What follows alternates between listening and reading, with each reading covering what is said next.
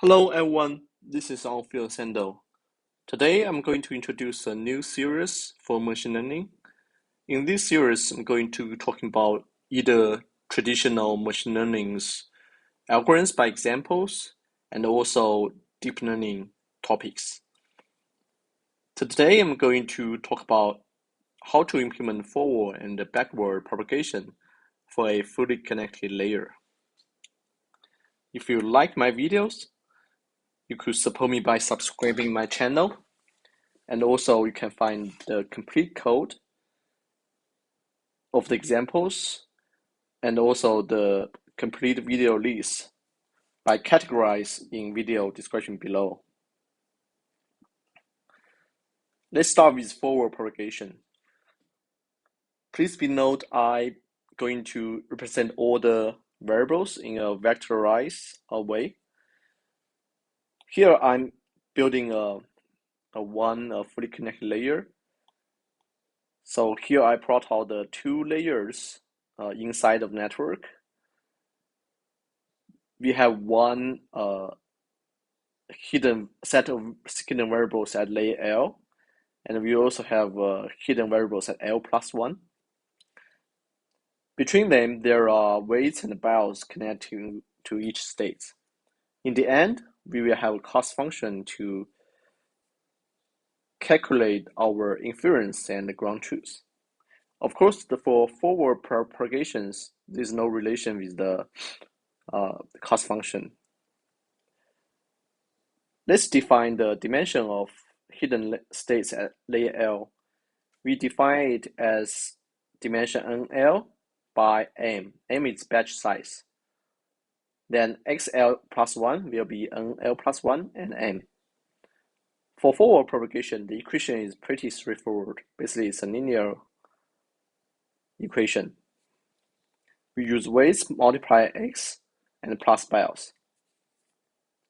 The tricky part is to figure out, should we put the weights at the left part of X or we should put its right? We can figure out by compare their dimension. So at the left side of the equation, the dimension will be NL plus 1 by M, and we also know XL dimension is NL by M. Then we need to left multiply a weights as NL plus 1 NL, so that we can come out the NL plus 1 by M vector, which is the same of the what's the dimension at the equation left side. Similar, the bias we need to define as same dimension as XL plus 1, which is NL plus 1M. So right now we complete the forward propagation, then we move to backward propagation. We define the backward propagation as a problem that we already know the gradient of L plus 1 states here. So we want to know what's the gradient for the level X states and also the gradient of weights and the gradient of bias. As I mentioned in earlier page, the dimension of XL is NL by M, so then its gradient is also NL by M. Then we follow the chain rule to split the gradient to two parts. One part is dy by dxl plus 1, which is gradient of the next layer, and also dxl plus 1 dy by dxl. Based on our forward propagation equation, we can calculate this by taking the derivative of this, and due to the right side will only the weights left. Then we multiply gradient of next layer. Another trick thing is how to figure out the sequence for this multiplication. Again, we'll use the dimension hint. The weights, actually let's start with the gradient of next level. So it will be NL plus 1 by M. Then we want to obtain NL by M, so we need to left multiply NL plus 1.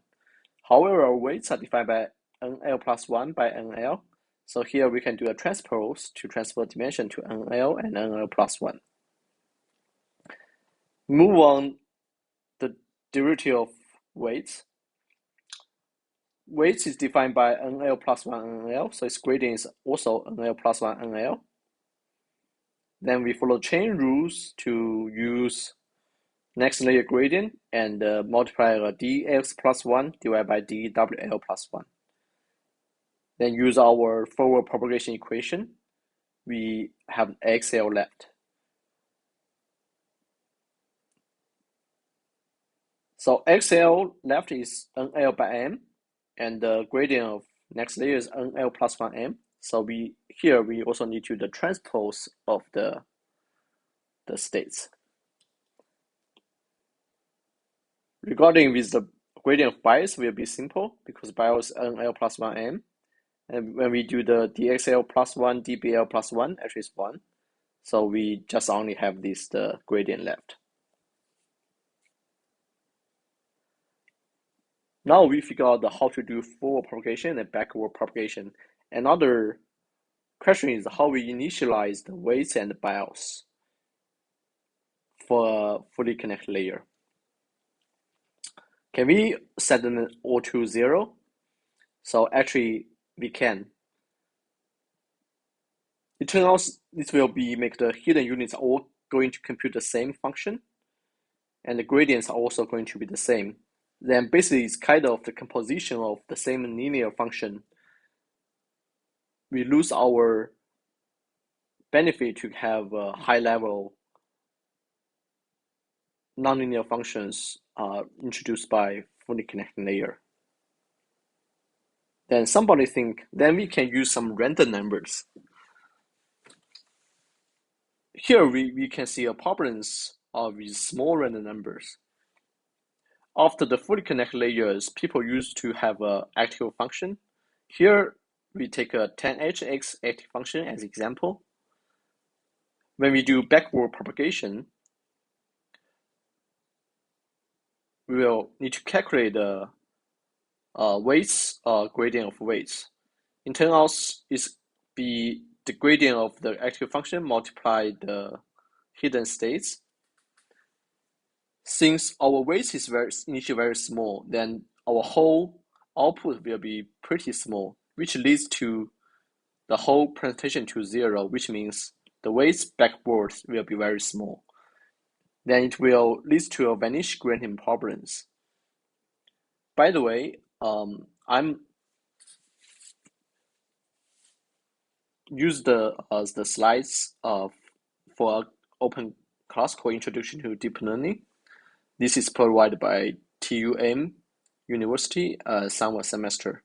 So if you interested in more details about the initialization problems, you can feel free to jump by their open source classes.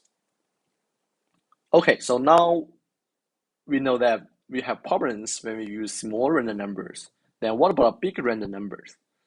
It turns out we also have issues for tanh(h) active functions. Since for the two tails for the tanh(h) active functions, the gradients are all close to 0. So that when we have big states, we will also have a close to 0 gradient for the weights. Again, another vanish gradient problem. So now some research has found out there is a nice way to initialize the weights.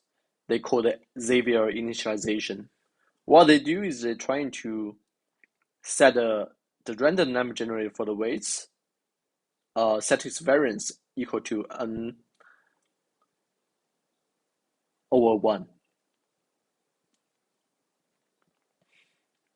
When they use n over 1 as a variance of the weights, and they use tanh(h) as active functions, they get a very nice examples from layer to layer.